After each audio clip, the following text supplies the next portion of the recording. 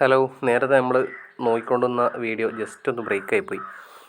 അപ്പോൾ അതിൻ്റെ ബാക്കിയുള്ള ഇനി ഒരു രണ്ട് ക്വസ്റ്റ്യൻസും കൂടെ ഞാനേ ഉള്ളൂ. അതും കൂടെ നോക്കിയിട്ട് പരിപാടി നമുക്ക് എൻഡ് ചെയ്യാം. ശരി, അടുത്ത ക്വസ്റ്റ്യൻ ഇതാണ് നമ്മൾ നോക്കി തുടങ്ങിയത്.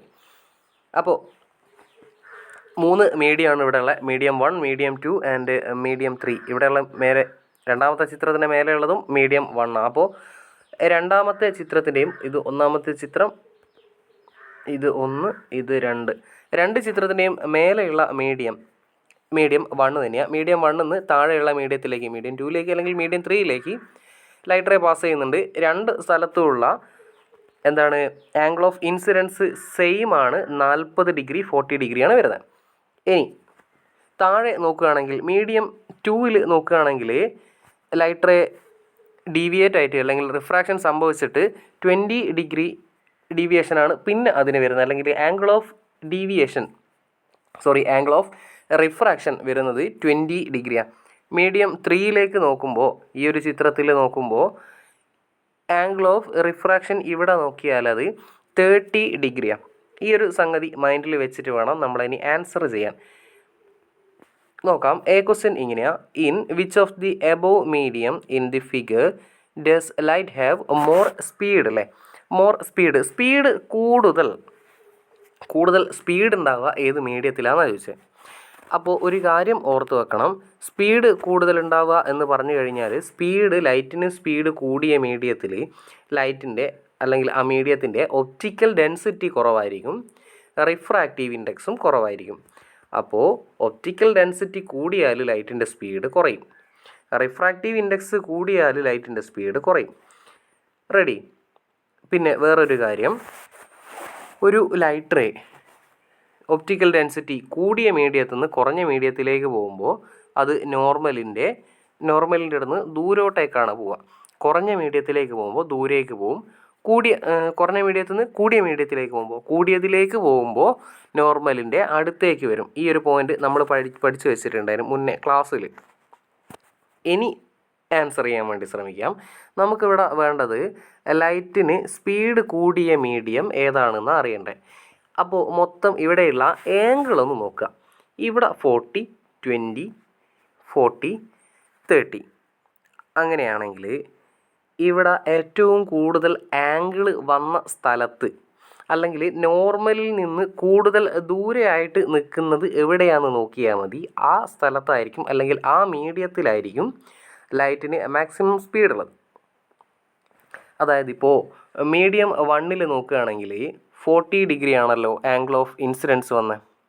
എന്ന് വെച്ചാൽ ഇവിടെ നോർമലും ഈ ലൈറ്റ് റേയും തമ്മിലുള്ള ദൂരം അല്ലെങ്കിൽ ആ ഒരു ആംഗിൾ വരുന്നത് 40ആണ്. താഴത്തെ നോക്കുകയാണെങ്കിൽ നോർമലും ലൈറ്റ് റേയും തമ്മിലുള്ള ആംഗിൾ വരുന്നത് 20 ഡിഗ്രിയാണ്. എന്ന് വെച്ചാൽ നോർമലിനോട് കുറച്ചുകൂടെ അടുത്ത് വന്നില്ലേ ഈ ലൈറ്റ് റേ.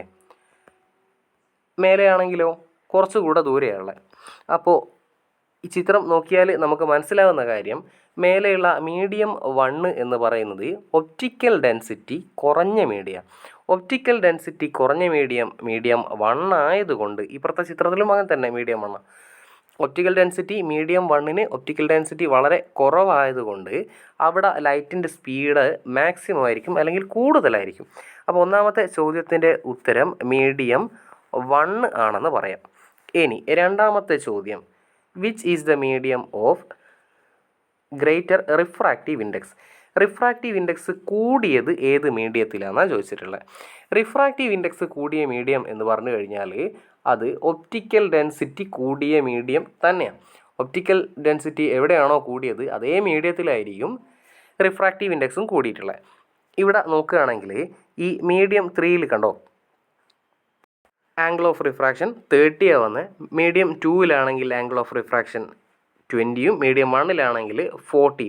നമ്മളോട് ചോദിച്ചത് റിഫ്രാക്റ്റീവ് ഇൻഡെക്സ് കൂടിയത് എവിടെ, അതായത് ഒപ്റ്റിക്കൽ ഡെൻസിറ്റി കൂടിയത് എവിടെ. ഒപ്റ്റിക്കൽ ഡെൻസിറ്റി കൂടിയ മീഡിയം ആകുമ്പോൾ അവിടെ നോർമലിനോട് ഏറ്റവും അടുത്തായിരിക്കും നമ്മുടെ ലൈറ്റ് റേ കിടക്കുന്നത്.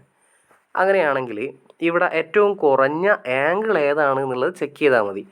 അപ്പോൾ ഈ 20 ഡിഗ്രിയാണ് ഇവിടെ ഏറ്റവും ചെറിയ ആംഗിൾ വരുന്നത്. അതായത് നോർമലും ലൈറ്റ് റേയും തമ്മിലുള്ള അകലം ഏറ്റവും കുറഞ്ഞു കിടക്കുന്നത് ഈ മീഡിയം 2-ലാണ്. അതുകൊണ്ട് നമുക്ക് പറയാം റിഫ്രാക്റ്റീവ് ഇൻഡെക്സ് കൂടിയ മീഡിയം 2 ആണ്. ഇനി ഒപ്റ്റിക്കൽ ഡെൻസിറ്റി കൂടിയ മീഡിയം 2 തന്നെ ആയിരിക്കും. ആ ഒരു ഐഡിയ മുന്നേയുള്ള ആ പോയിന്റില്ലേ, അത് വെച്ചുള്ള ഒരു ആപ്ലിക്കേഷൻ ലെവൽ ക്വസ്റ്റ്യൻ. ടെക്സ്റ്റിൻ്റെ അകത്ത് ഇങ്ങനത്തെ ഒരു ക്വസ്റ്റ്യൻ ഉണ്ട്, അതും കൂടെ ഒന്ന് ചെയ്ത് നോക്കുന്നത് വളരെ നല്ലതായിരിക്കും.